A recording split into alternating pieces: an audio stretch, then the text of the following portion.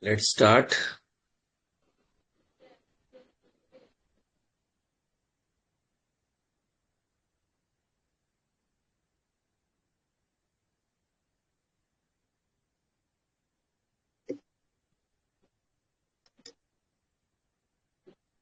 पहले शांति पाठ।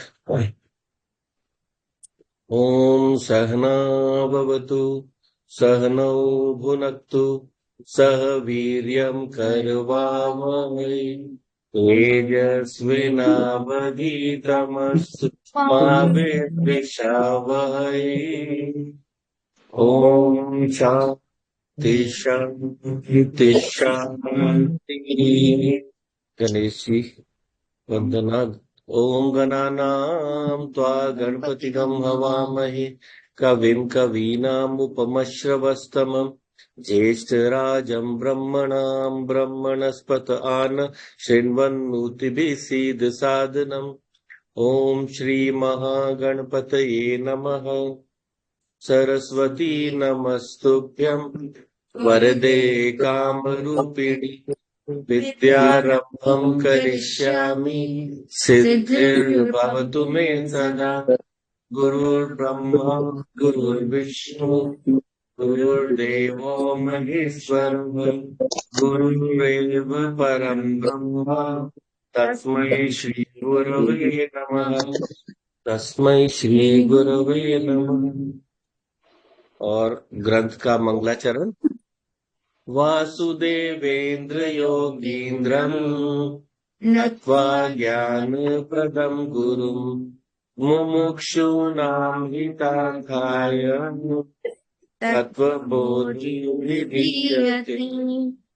तत्त्वबोधो विधीयते। Okay, welcome anyone. If anyone has questions from the first two classes, which were mainly an introduction, we just did an overview of the number of Hindu or Indian scriptures and then an introduction to the text. The first shloka, the Mangalacharan we did, we understood what it said, how a prayer is used to invoke blessings, auspiciousness, and also it is an indicator of the text to be studied. So, Namaskritatmak, Ashirvad Atmak, and Vastu Nirdeshatmak. Three kinds of Mangalacharan. Three types. One indicates the subject to be studied. One asks for blessings. The third asks for auspiciousness. And so, anyone so far has any questions, or shall we move ahead with the text? Tara, Pabli Didi, Himarekha ji.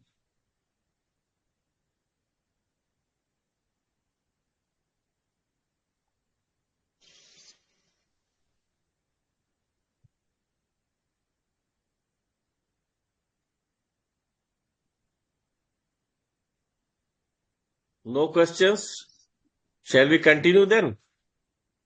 Please continue. Okay, because last time some people thought that they will think over, and if they have any questions, they will ask. So, good. Okay, if it's clear to everyone, nice. So, let us continue with the text then. Just a quick overview of what we have done so far. We just saw we saw how there are so many scriptures. We have the Vedas, then we have the Upanishads, the Brahmans, Aranyaks, all part of the Veda, which we call Shruti. And then the secondary texts after that, the Puranas, the Itihasas that we call, and also all the Smriti Granthas. And then in addition to that, we have the logical Shastras, which we call the six Darshan Shastras, where they apply logic to understand the nature of the universe. And then we have finally the last or the lowest layer is Prakaran Grantha, which consists of small parts from the Upanishads or any other topic of the Upanishads, which they explain. Of course, there are so many details in that to be gone into. I will not go into too much details, but overall there are So many topics in the Upanishads, overall 9 topics, out of which a few are taken up when we study any Prakaran Grantha. Of course, in this Grantha, most of the topics are taken up.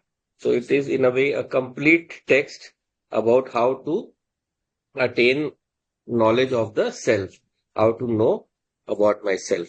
So we'll just proceed with the text. I'll share that onto the screen.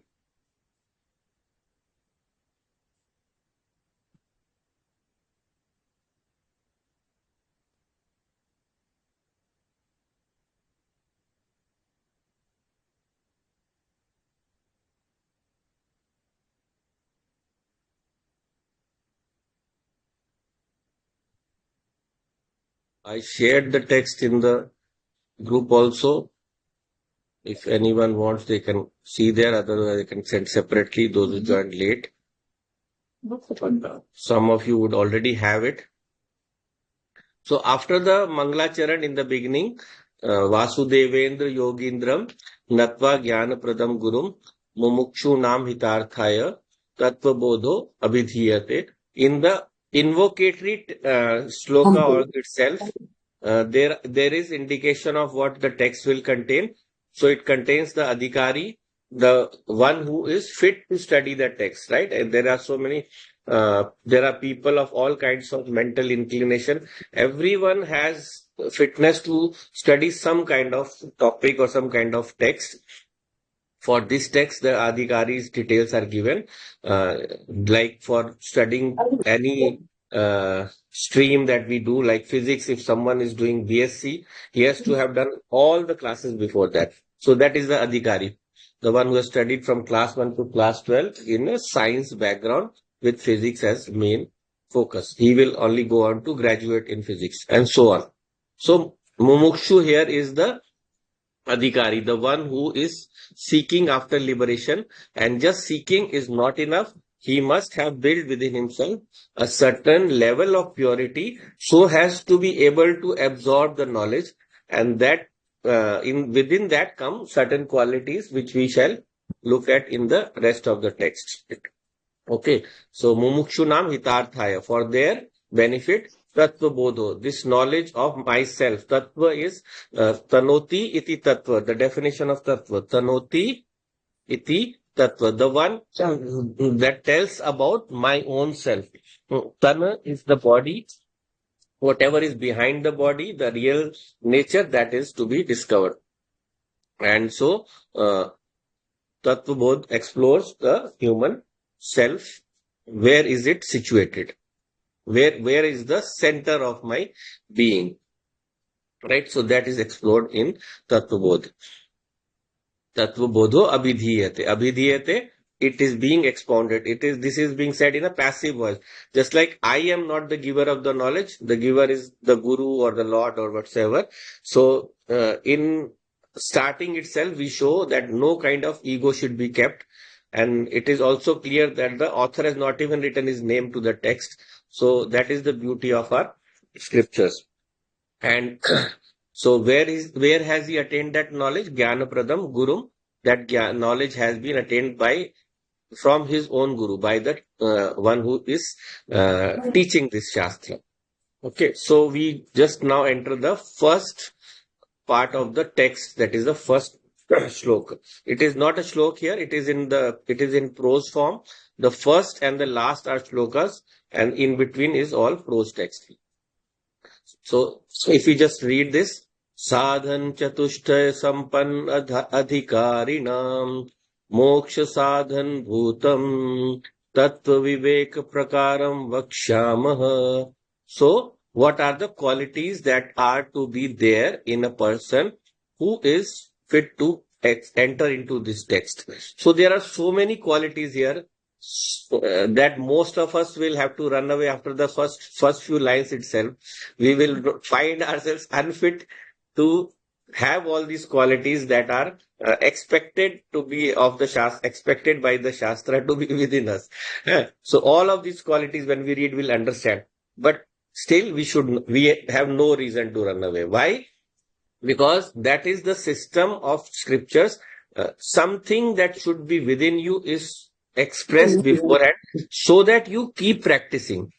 Practice karte raho so that ultimately that becomes second nature. Whatever you keep on practicing, it becomes second nature to you. The first day you go out and ride a bicycle, you keep falling down. You keep practicing, it becomes a part of your nature. You can easily ride without any kind of push or any kind of teaching after that. It becomes second nature to you. So all of these qualities that are being enumerated here are things that we have to keep in mind. Even after we have finished the text, even after we know everything, we will still have to keep focused on those qualities that we hope that we are not failing in any of those, so that wherever there is any kind of lacking, we improve that. Right? So sadhan, chatushtay is this the kind of qualities that we have. Sadhan means, huh? So the means that we should have, the what are the means? That there are certain kind of mental state that we have to reach so that we can reach. So chatushtaya means there are four. So basically what is being said here is there are four qualities.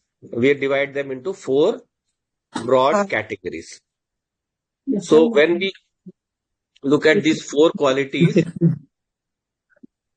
then whatever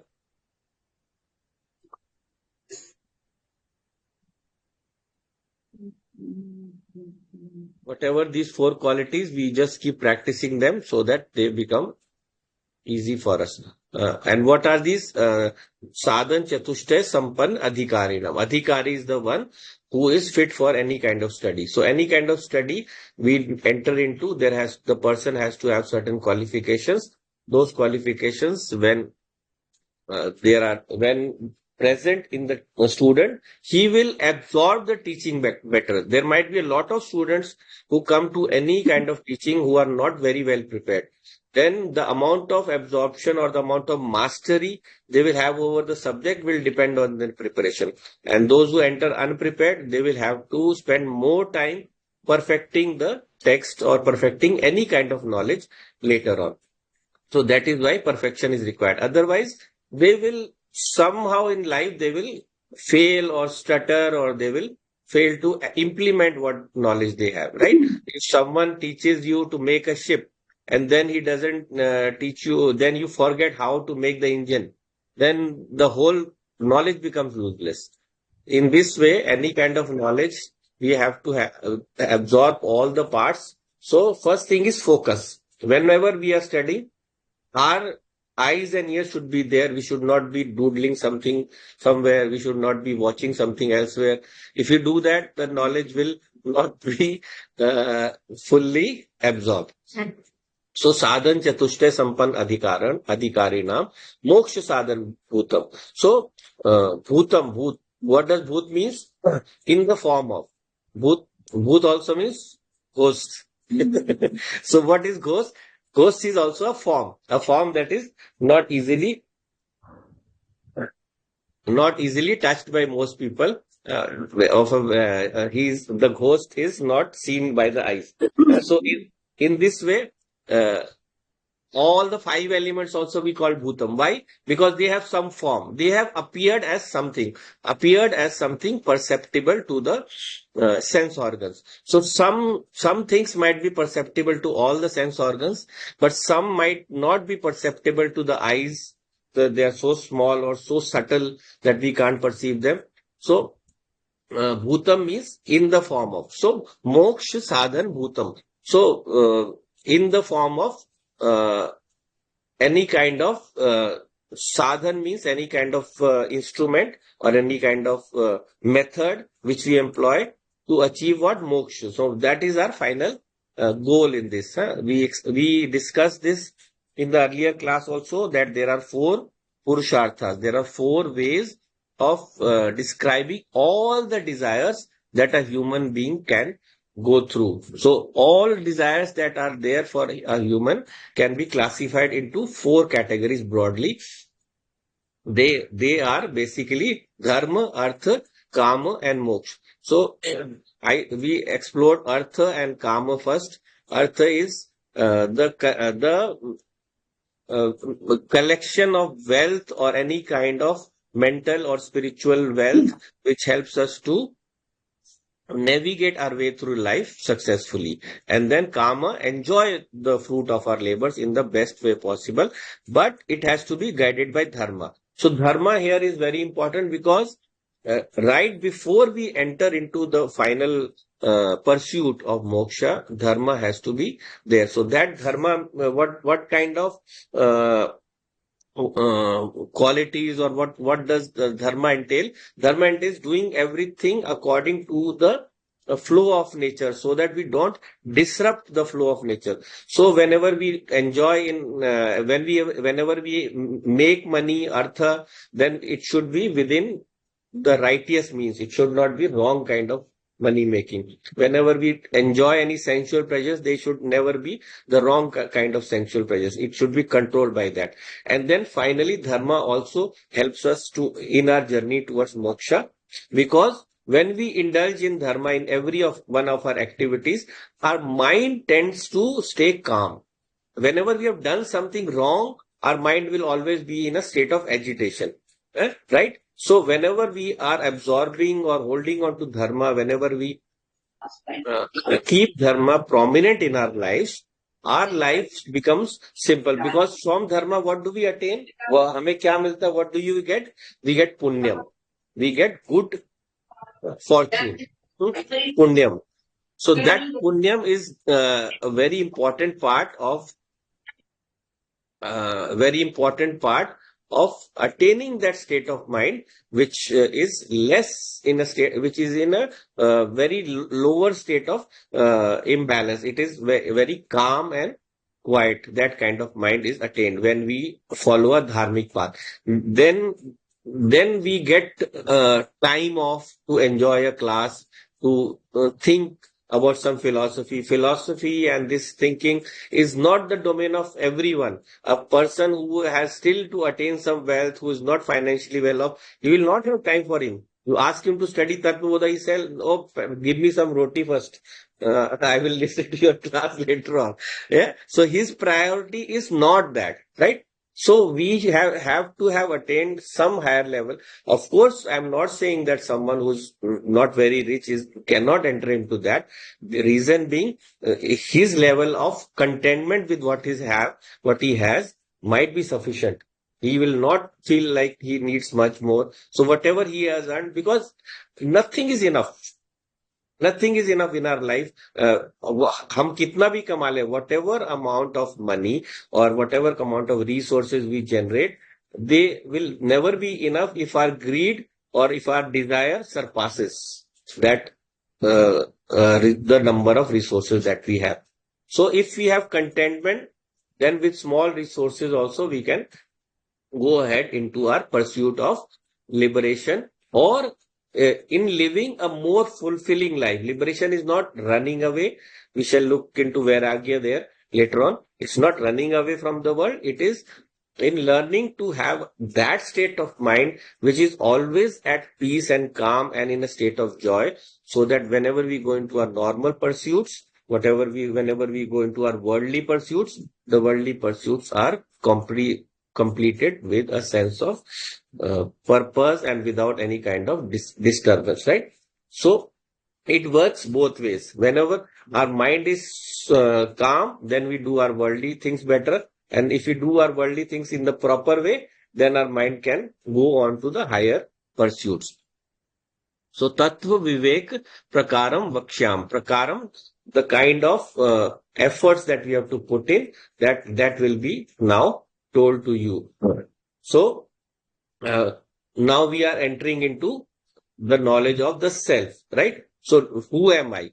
So who am I? So if you say, someone will say, who am I? Why do I know to know? I know who I am. I know who I am. That is what the scripture says. No, you do not know what you are. Any kind, ignorance is bliss. So wrong knowledge is more dangerous than not knowing at all. Not knowing is not a problem, but knowing wrongly is the problem. We associate the wrong kind of identity when we identify with this by body, with the mind, and the three sharirams, which look into soon. So when we identify with what we think of myself, then that identification leads us to many kinds of attachments, rag and dvesh, attachment and aversions, and they are the main cause of the fluctuations or the disturbances in the mind. So let's first look at the qualifications. What are the qualifications? So sadhan chatushtayam kim. Sadhan chatushtayam kim. So this is who's asking this? Can anyone tell who's saying this? Who's saying sadhan chatushtayam kim? Sarah, Seema Rekha ji, anyone can answer. Arjuna? Arjuna, but no, in a way, Arjuna, because Arjuna is not the one who is involved with this text. You can say the student, right? Student is the student is asking.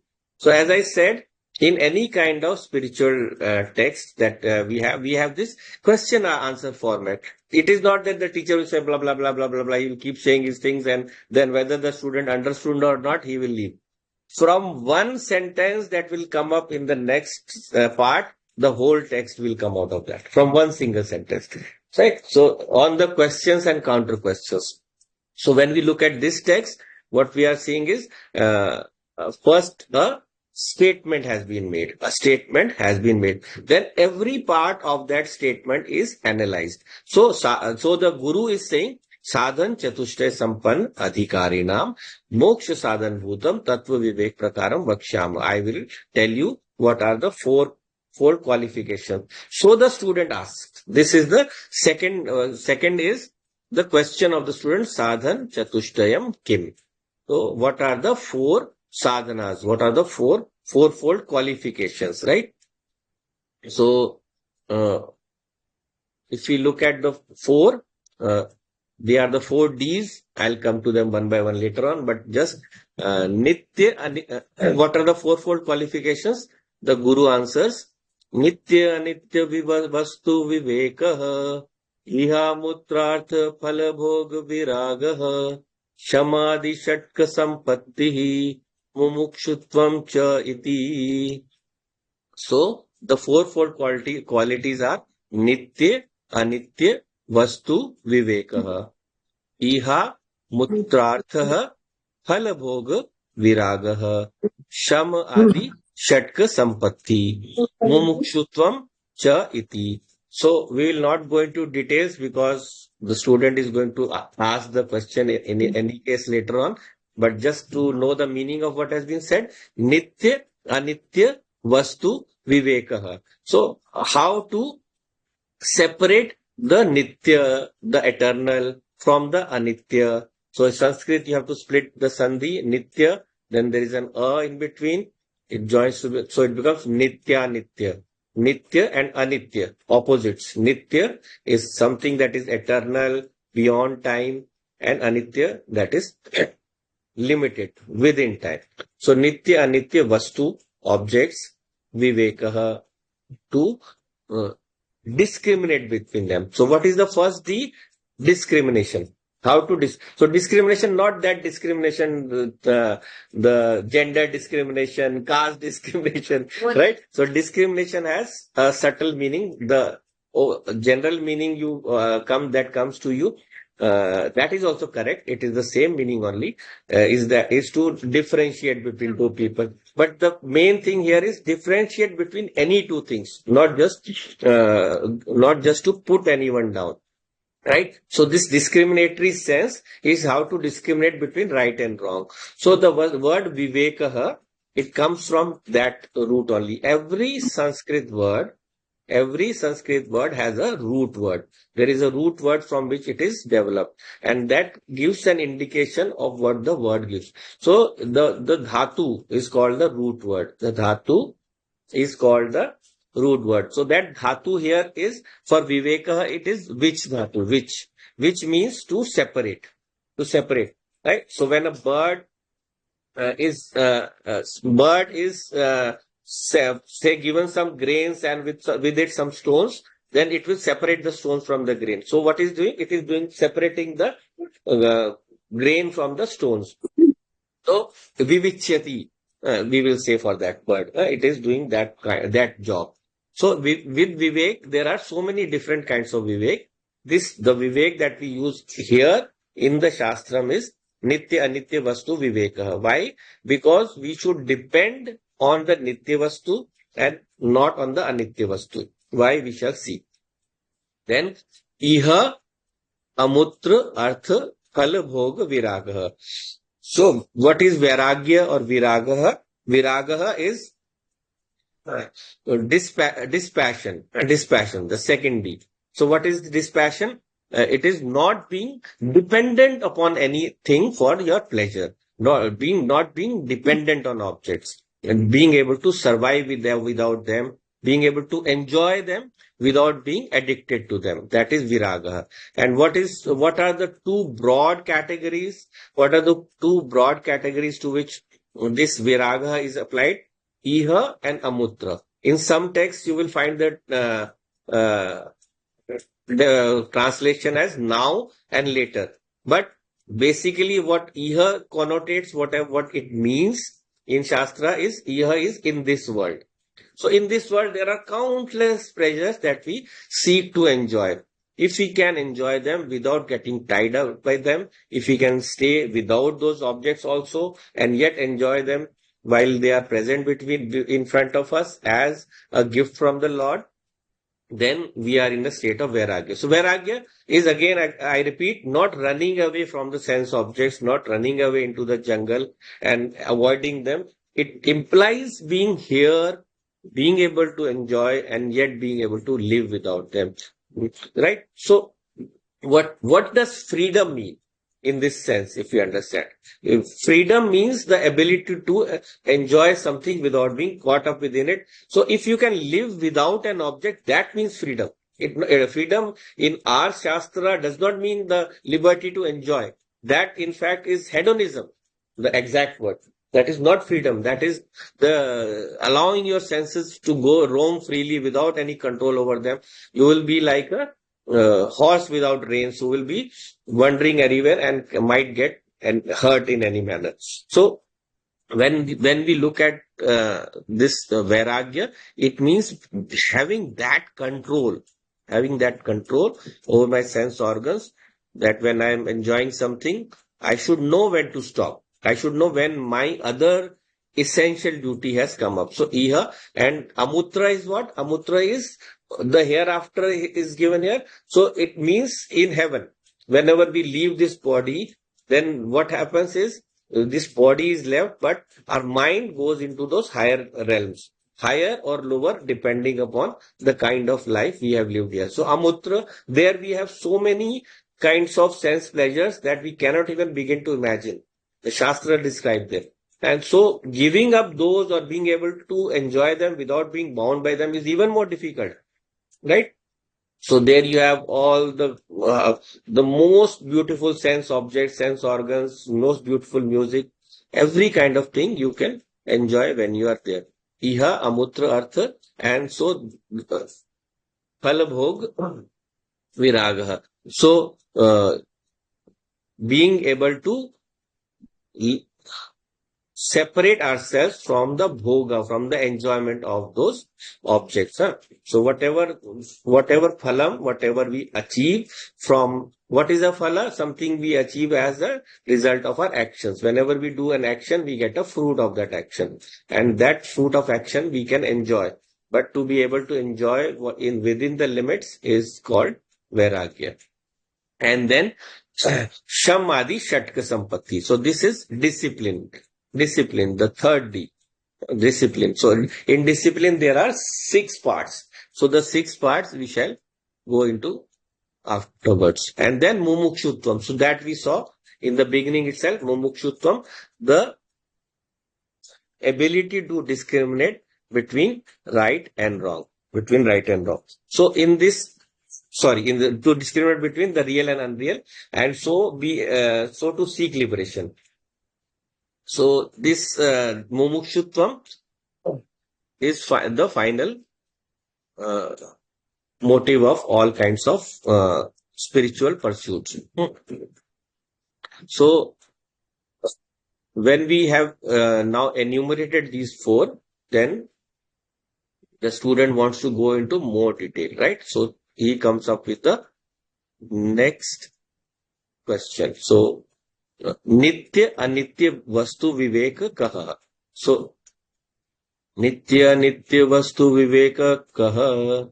Nitya is as we saw earlier also. Nitya is something that is uh, eternal. Anitya is something ephemeral or having a short shelf life.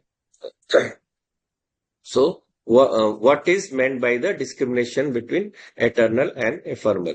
So, the student has asked this question. The teacher replies, Nityavastu Brahma tad Vyatiriktam Sarvam Anityam Ayamev Nitya Anitya Vastu Vivekaha. So, Nitya Anitya Vastu is answered. What are these? So, only the Nitya Vastu Ekam Brahma. So, the only Nitya Vastu is Brahma. That infinite reality, the source of everything, which we just discussed earlier as Atma. The same thing also is Brahman, which we'll see later on. So Brahma is representing the total reality, the soul reality, which is two aspects, which is the one of which is Nirguna, the one without any form, beyond this all manifest universes, and then Saguna, the manifest universe. So both of them are included and come together as to be expressed as Brahma, the source of everything in the universe. It is the source from which every little bit of every element, every atom has come out from that Brahman alone. And so that is Nitya because that is not bound by any kind of limitations. So when we look at any object, when we look at any object in the world, what are the limitations? It is bound by three kinds of limitation. It is bound of three kinds of limitation. What are the three limitations? Space, time, object.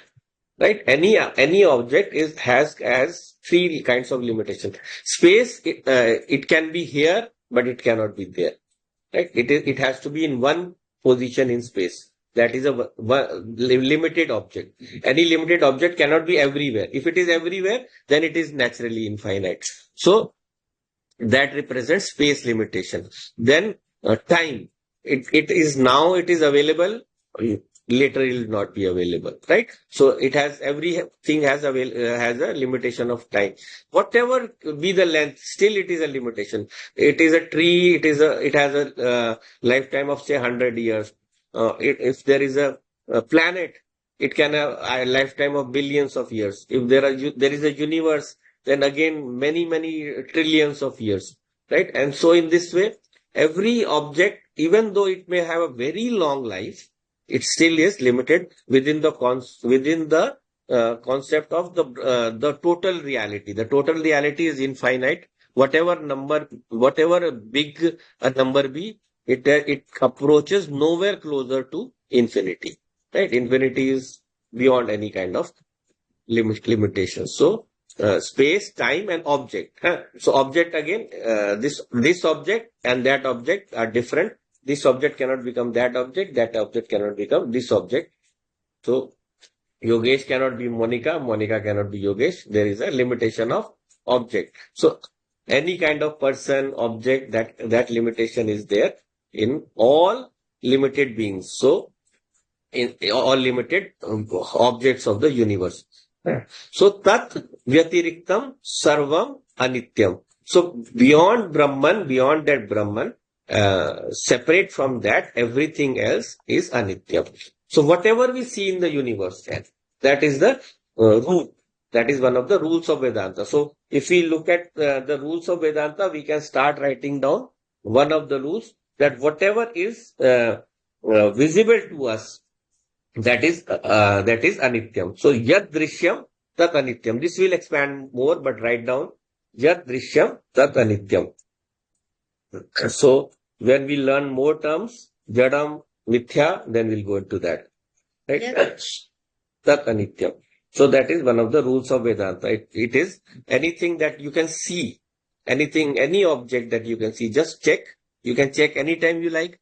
Do you see an eternal object? No. Anything that you see has to be having a certain limited shelf life. And so he says, I have expressed this to you. This itself is Nitya Anitya Vastu Viveka. I am eva Nitya Anitya Vastu Viveka. So this itself is Nitya and Anitya Vastu Viveka. So when we enter into this conviction, then when we look at the Nitya Vastu, what is the guideline for us? What is the guideline for us? That Nitya Vastu can give us permanent joy. Anitya can never give us permanent joy. So when all the objects of the universe are there, we attain an object, we buy something, we earn something, we make something, we produce something, it becomes a source of joy for us, right? But ultimately, after some time, either the object goes away, so it does ceases to be a source of joy for us, or we become bored or fed up of that object, and it stops being a source of joy for us. So no object in the universe can give us permanent joy. We need something permanent, something stable that we can hold on to, right? We will not sit on a cardboard chair if we know it is a cardboard chair.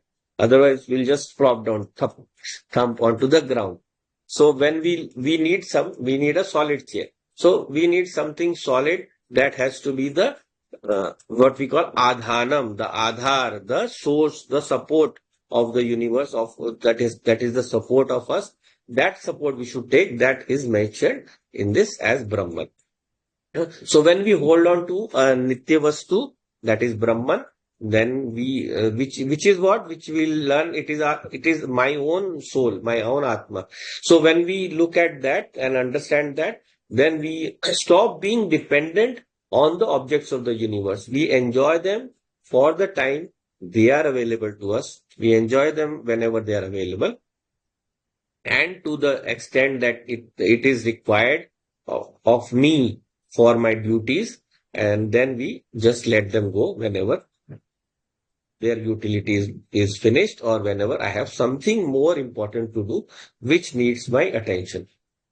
So with this Nitya Anitya Vastu Viveka, we are able to uh, give up our sorrows. Why? Because all our sorrows, who is the source of any of our sorrows?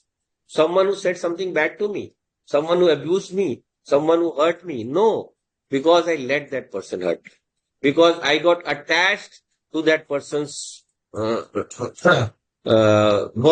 I got a feeling of grina or wish from that person's words. So everything is ultimately whenever you examine one by one, you will find every kind of sorrow comes from the wrong kind of expectations we have of objects and people around us, all kinds, or any kind of sorrow. So we alone are responsible for our sorrows, for expecting them of those people.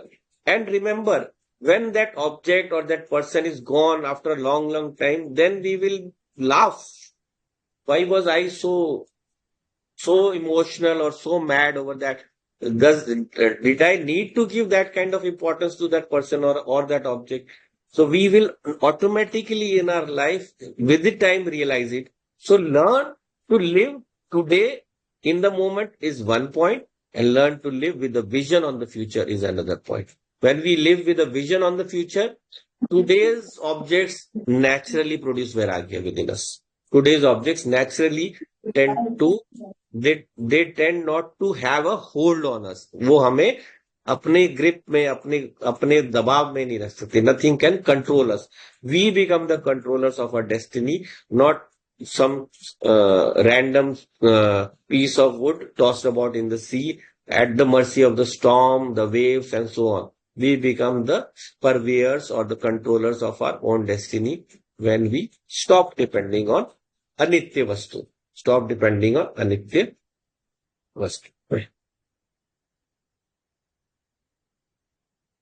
So here, the exact word has come in the text itself, the one that I was saying, Swarga.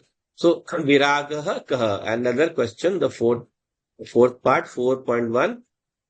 Viraga Kaha. Vairagya is what? What is dispassion? This is asked here. So, when we are talking about dispassion, then what does it imply or entail?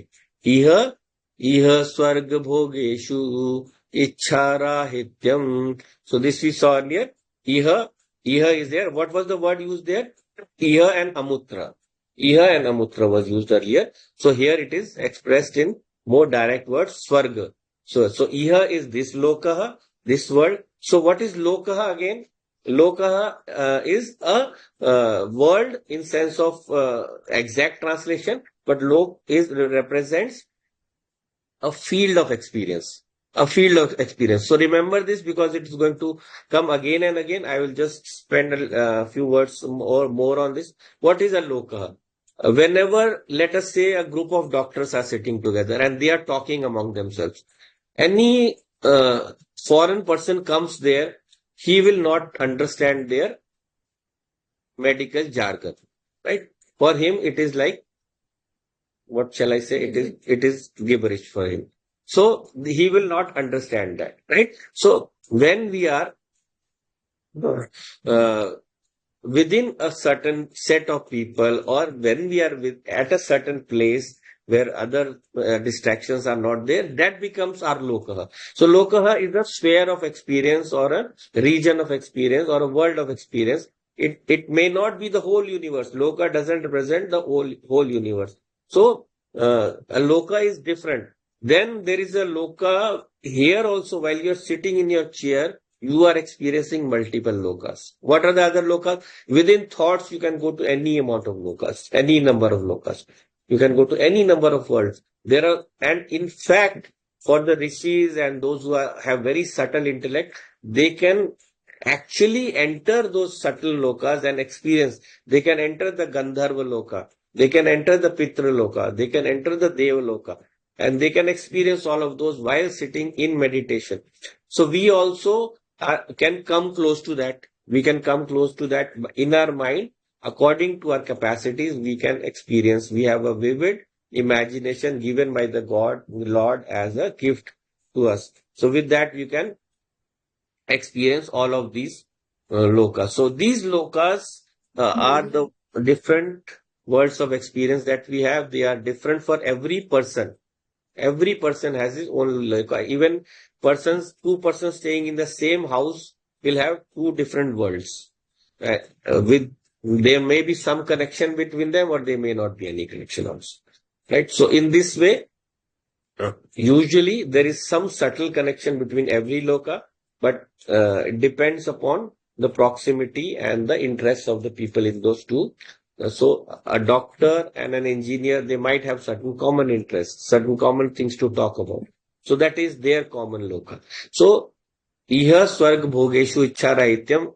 We are talking about the lokas, this loka and Swarga. The one, what is Swarga loka? Whenever we have done a lot of good deeds in our life, punyam, then what happens? What is the subtle part of our body? It is the mind.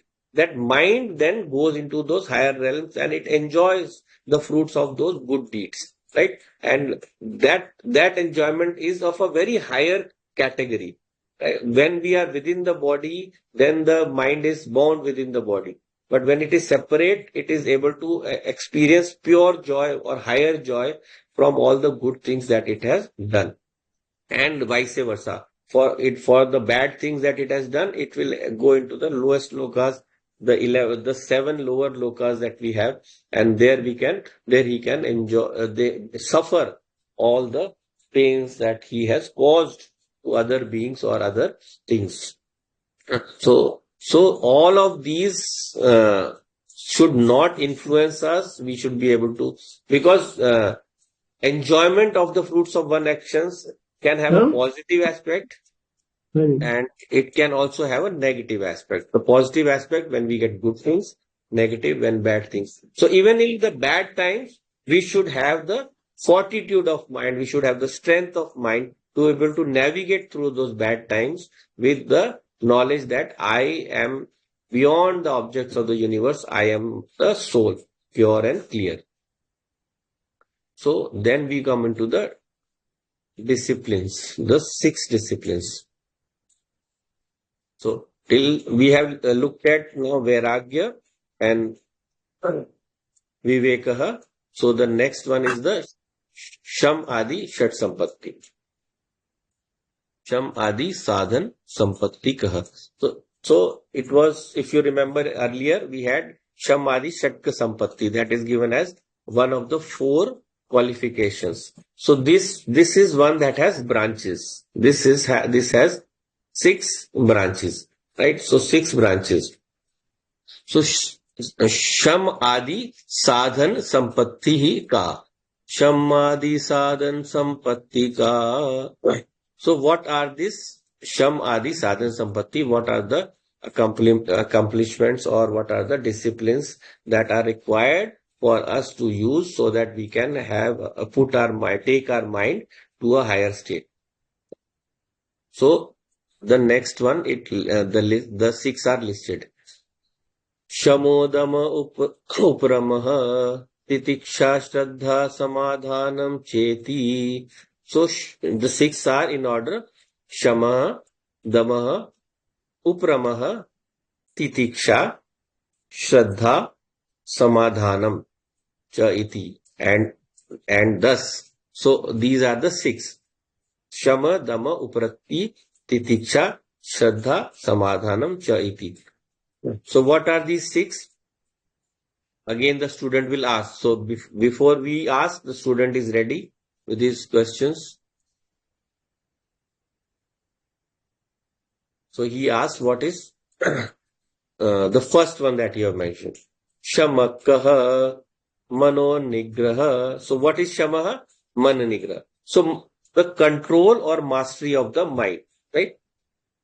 So whatever the objects that we observe in the universe, they are brought into our experience by us through the sense organs and into the mind in the form of what we call a vritti, in the form of a vritti or a thought. So vritti or a thought gives us the knowledge of an object. So what is this vritti jnanam? This is the function of the mind. The mind first receives the inputs given by the sense organs and it forms a mental picture. So the object doesn't enter us. The picture of the object enters us and we are able to experience or know it. Okay. So this has 2 parts. The first part includes it is mentioned as when my thoughts go and create a circle or they circumambulate the full object, they surround that, right? And then my consciousness kicks in and says, this is the object. So this will have a technical name for this. We'll go into later. I don't want to add too many technical things here, but it's firstly, so there are 2 parts to our knowledge. First is the sense organs reaching out to the object and surrounding the object, and then finally the consciousness saying, yes, aha, this is this object. So I look at this apple, the picture of the apple is formed in my mind, and then my mind from previous experience or from any kind of earlier knowledge that is had says, yes, this is an apple. So that apple knowledge is given in my mind. So when this mind has perceived an object, what are the natural reactions to that? The reactions we saw, the one is of course enjoyment. We're looking at an object and we see how we can enjoy the object, and then come the faults. What are the faults? All the faults that come out of attachment to this. So rag, dvesh, moh, then krodh. So all of these come one by one. We shall look into them later on. But whenever we look at an object, first thing that comes is, I want this, right? Or I do not like this. I hate this. So raga and dvesha will come. When raga and dvesha come, then there is a shloka in the Gita. We will also cover that later. So when raga and dvesha come, uh, either of two will be there. So when the object is attained, then on attaining the object, I get so enamored by the object. I get totally lost in uh, the joy of the object. I forget other things. So that is called moh. So calm, krodh, moh. So once I attain that object, I want more. So when more, that is lobha. But then sometimes it happens that I'm not able to attain the object. Then the object is taken away from me. And then what happens? I get angry. So krodh. So Kam, Krodh, Lobh, Moh, Ahankar. Ahankar is the final. I want to hold on to that object. I want to keep saying it is mine, it is mine, it is mine. So between me and mine, I am constantly struggling, and all the objects of the world, they have a grip on my mind. Grip on my mind. So how do I have to control that? We saw the earlier one of the qualities. What was that? Vairagya. So with Vairagya, we can have a control or mastery over the mind so that it is not caught in the objects. Controlling the mind is one of the primary ways by which we can direct it towards positive pursuits like the pursuit of knowledge. Whenever we are in pursuit of any kind of knowledge, we have to give up a lot of things. Whenever we go to school or college or even higher studies, the more higher studies we go into, we need to spend more time in that. And always we say vidya dadati vinayam. Knowledge gives us humility. Why? Because whenever we go deeper into any kind of knowledge, then that knowledge makes us see how little we know. How little we know. Whenever I go deeper into a subject, I study something more and more deeper, then I see, oh my God, there are so many more things to be known about. Even a very small thing like the habits of an insect. You need to study it for hours. You can watch on some of those Discovery and Animal Planet on the shows. So just to study the habits of a small insect, they will spend so many years even to know everything. So that knowledge, when we go deeper into any knowledge, it gives us a kind of humility that there is so much more to be known. We need to give more time. So when we give that time, how do we have to do that? We have to leave other sense objects. Sometimes when we are studying for an exam, we forget to even have our food. We forget our own food itself. So we are so focused on that. So whenever we need to focus on any kind of activity or know anything, gain any kind of knowledge, then that knowledge has to be attained at the expense of giving up uh, all the objects towards which the mind runs. I have to give up my uh, mobile, my games, my TV, and other kinds of things so that I can focus on my exam. When a student has an exam, he gives up all of these. Some of them will shut themselves in a room. Don't disturb me. And so that kind of focus is needed.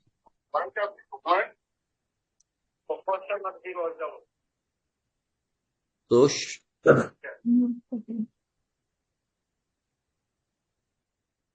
okay, so first one is Shamaha Mano Nigraha.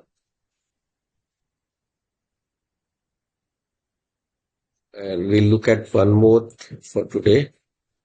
Damakaha Chakshuradi Nigraha. So what is Damaha? What is Damaha? Chakshu Adi Bahya Indriya Nigraha. So the Indriya controlling of the sense organs. So we'll see the sense organs in more detail later on. But if you know the five sense organs that we have, the sense organs of knowledge, which we also name as Gyanendriya, the ones that give us input or give us knowledge about any single aspect of an object. So every object has different aspects. Some may have one, some may have two, some may have up to five maximum. So according to the knowledge that can be gained, Shabd, Sparsh, Rupa, Rasa, Gandha. These are the 5 kinds of knowledge. Shabda, the sound of an object. Sparsha, the touch of an object. Rupa, the form of an object or the color. Rasa, the taste of an object. And Gandha. So, Gandha is the smell of an object. So, when we have to gain any of these 5 knowledges, we use our 5 sense organs. So, what are the 5 sense organs? Shrotra, the ear for perceiving sound. So, Shrotra, then Twak, Shrotra, Twak, Chakshu, uh, Rasna, and Ghrana. These are the 5 sense organs. So, what is the Shrotra Indriya? Shrotra Indriya is the hearing power. It is not this ear. We'll look more into detail this. It is not the ear. It is the hearing power that is within the ear. So that is the Shrotra Indriya. And that what is the object of that? Sound. The object that it can perceive or know about? Sound, right? So through the eyes, I can know the form of an object. Through the ear, I can know the sound of an object. So sound is the first one. And the second one is our skin. So twacha or twak in short. So twacha is the our skin. So through the skin we can know the sparsh, the touch about an object, whether it is soft, hard, and so on. So we can know about the touch.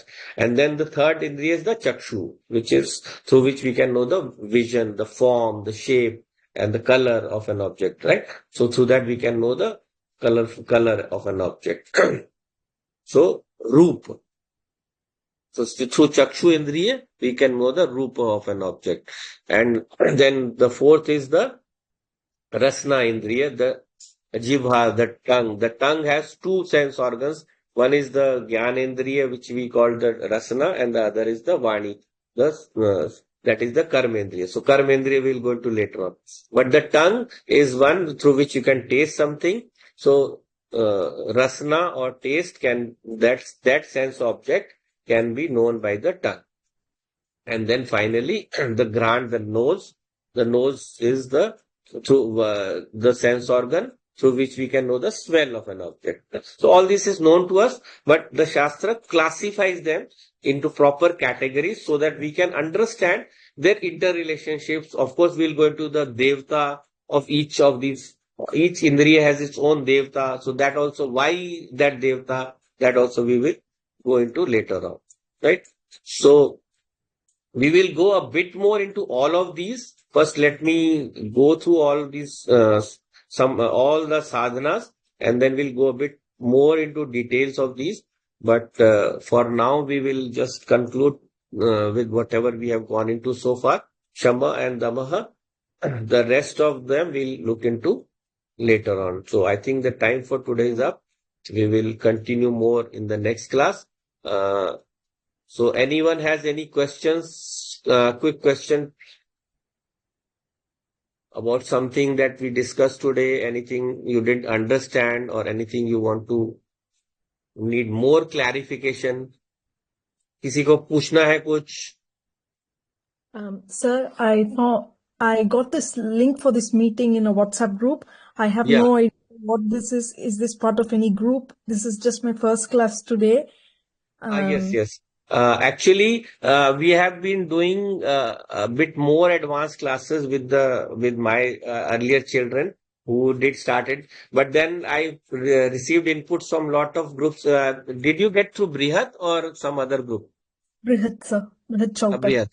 Okay. So Brihat I'm associated with Brihat because Pankaj, Pankaj is one of the founders of Brihat, and he's a very close friend of mine. We have been together in our spiritual journeys for long time. So we have learned certain things along the way, and that knowledge I am trying to maybe share with some people. So Tattwabodha is one of the most basic texts in our parampara through which we can know the definitions that we will encounter when we go into actual study of any Shastra. But in fact, even Tattwabodha itself is sufficient for us to live our life in a more fulfilling way. So this text, Tattwabodha, is the one we are covering. We will again go into a couple of more texts if needed, so that we can get a more wider range of knowledge. But for now, we are taking up this text so we can know more about the mainly the knowledge giving scriptures, which are the Upanishads. So if we read the Upanishads directly, maybe we'll not be able to make sense of being what is being said there. So if we have a knowledge of the Tattvas, Tattvabodha, then we will know. So today is the first class of the actual text. In the first two classes, we basically did an introduction about what are the different spiritual texts in the Hindu tradition and what are the what is the basic for studying, what is the basis for studying the current text that we are going into. So we just did the Mangalacharan or the first verse in the previous class. So today we have started in the actual test itself. So I hope you were able to understand. I hope nothing was a bit too confusing. You are muted, beta. Can you unmute yourself, please? Sorry. Uh, yeah. Not a problem, sir. Just that Okay. I want to know if there's a WhatsApp group or is this part of any long course? Yeah, yeah. I'll add you to my group. I'll just share you the link, or maybe I'll put the link in Brihat today. Okay, so I'll put the link for joining. We have a spiritual classes group. You can join there, and so that you can share, you can get the new. I'll share the video of this also in that class and the earlier class if any one of you have missed, if you want to watch. Okay, okay. Where are you from, beta? Living in London, sir. Living in London. Oh, nice. My daughter is also in England, but not in London. She's in Cambridge. Okay. Okay, then. Anyone has any questions about today? Any clarifications? Or is everything clear for today? I think it was mostly basic stuff today, nothing very complicated. Okay. George is saying something. One of my students, George, he has done the advanced course also. He's done the other text. So he's also in London.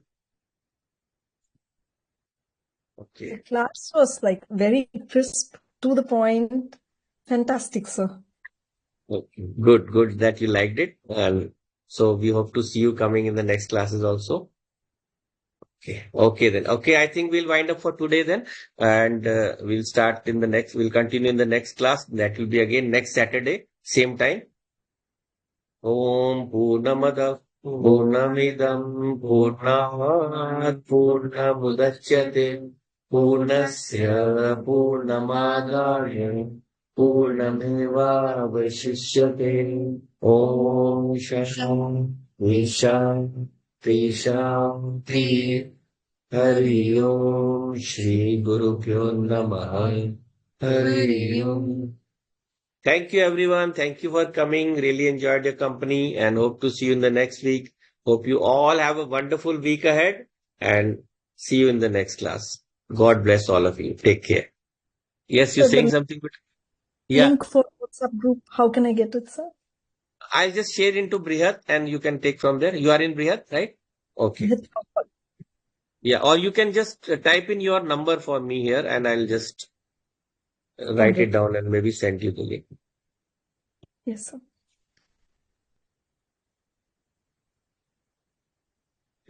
I think the chat saves it something. England will be +44, right?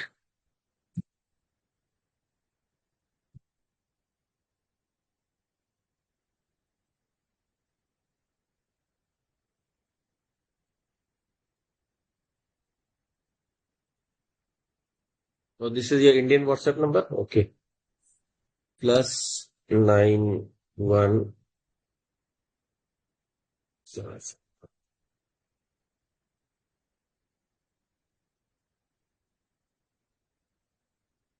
Okay, beta. I'll send it to you. Okay. Okay. Bye, everyone. Take care. See you. Bye bye everyone.